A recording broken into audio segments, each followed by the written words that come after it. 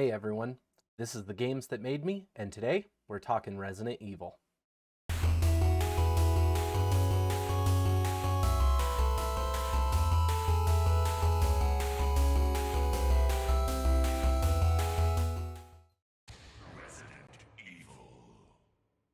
Resident Evil is a staple of survival horror. Starting way back on the PS1 and the N64, Resident Evil has been around for over 20 years. Now, survival horror, being a little bit different than regular horror, has a few things that discern it as a genre in my mind.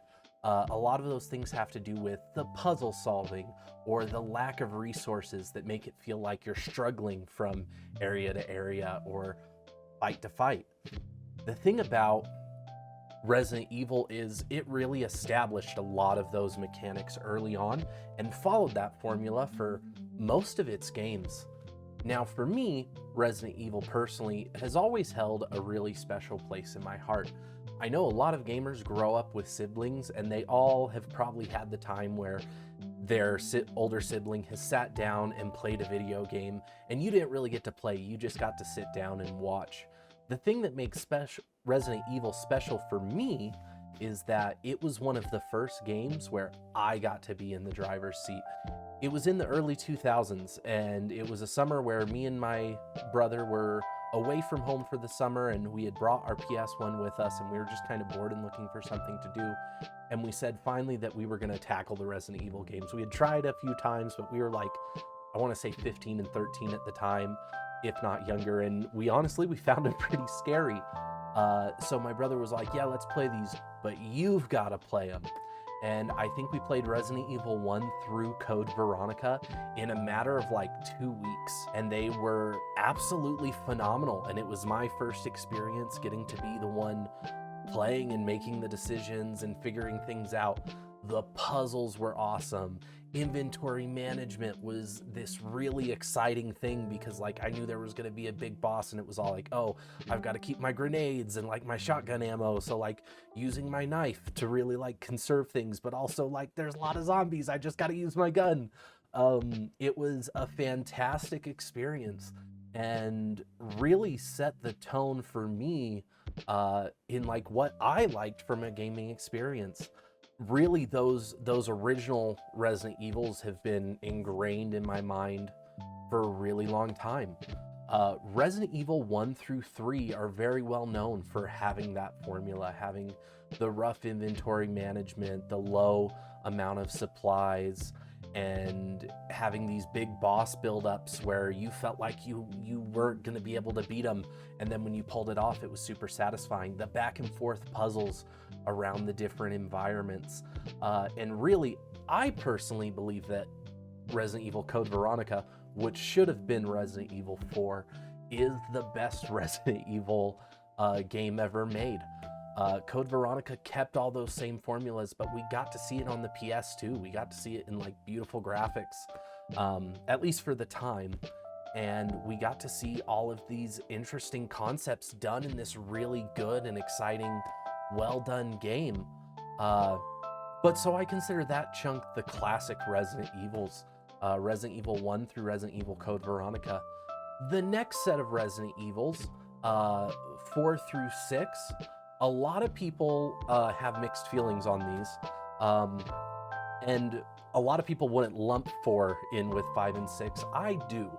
I refer to these as the action years of Resident Evil. This is when the camera switched to a third person over the shoulder. We see more hordes of enemies. The gameplay gets more action-based. At the time when Resident Evil 4 came out, a lot of people loved it and said it was revolutionary and that it was this incredible game. And I agree that it's an incredible game. Unfortunately, a lot of the things that people don't like about Resident Evil 5 and 6, the action, the zombie hordes, the feeling like you always have too much ammo so you're never really in danger, all started with Resident Evil 4.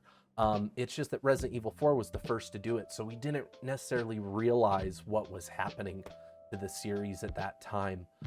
That being said, I've always enjoyed 4 through 6 because I feel like they taught me a valuable life lesson that I've learned through lots of gaming, and that's that not everything is always going to be exactly what you expect it to be. And just because something isn't what you expect it to be doesn't mean that it's not good or that it's not fun. I think when you separate Resident Evil 4 through 6 from the expectations of the original Resident Evil games, they're actually very fun action zombie games. I think Resident Evil 5 and 6 having the co-op modes was an awesome thing that I was able to do with my brother and create some great memories. There's also the extra modes like the mercenary modes in 4 through 6 that are like these super challenging like horde modes for 20 minutes where you got to run around, get resources, kill things, and survive like this massive onslaught. And so I really enjoyed 4 through 6, even though they were different. And a lot of people go as far to say as they're not Resident Evil. But they have the Resident Evil tag on, and they definitely were Resident Evil games, whether we want them to be or not. But I just thought, you know, even though they were different, they're still great. They're still fun, and I think they're worth the playthrough. I think the story gets a little more crazy and insane, but that's fine.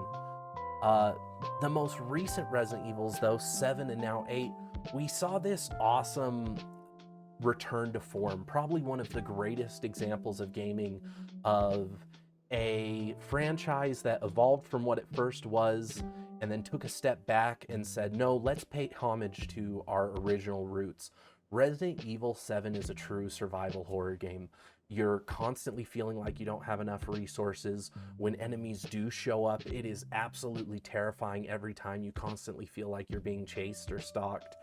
And the story goes back to those roots of like a simple, there's a virus, there's something that's controlling things, there's something that's making stuff bad. It's sci-fi, it's zombie, it's everything that like we wanted from Resident Evil, even though we never thought they would get back to that. We just accepted that Resident Evil had become an action game.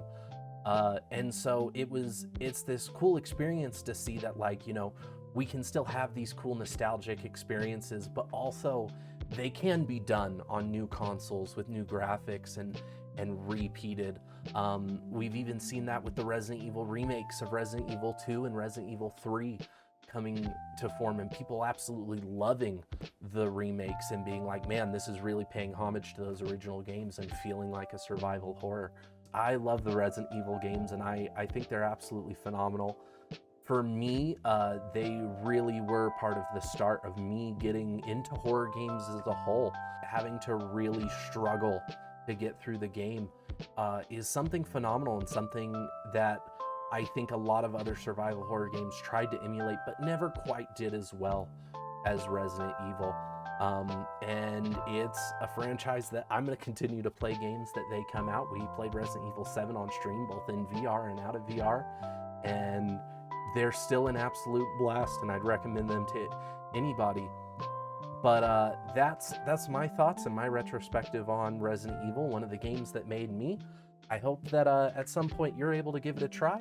And if you have played Resident Evil, let me know your thoughts about the game and what memories you have it down below. And we'll see you next time. This has been The Games That Made Me. As always, much love.